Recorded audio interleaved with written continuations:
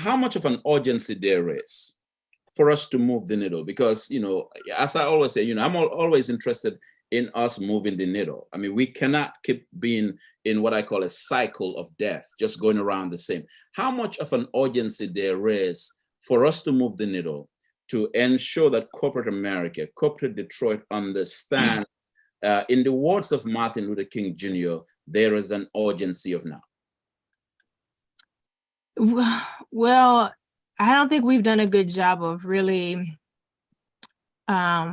projecting that urgency. And it's always a question of now. We always talk about the time is right, the time is right, the time is right now, because it is, because now is the only place we can act. We can't wait to act in the future. We can't do anything about the past, but we can look to the past for the solutions, like I mentioned, because they have worked.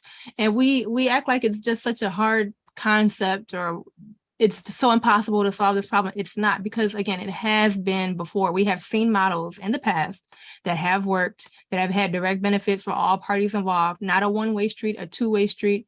And sometimes that creates intersections even outside of the streets that we're talking about, right? So we can't wait on something to happen. We can't say, oh, well, somebody else will pick it up. No, if it's not being picked up by anybody right now, it has to be picked up by you. And that part of the equation, that urgency, that sense of action right now is missing.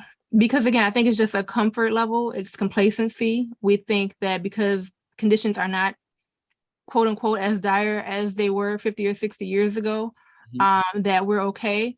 But I think in falling into that trap, we are really digressing, and we're not building on progress for the next 50 or 60 years. So yes, we have to act now.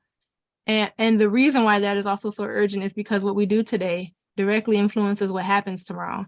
So if we want to see a better tomorrow, we can't just hope and wait on it. We have to actually put some action into making it happen for ourselves and for our future. Yeah.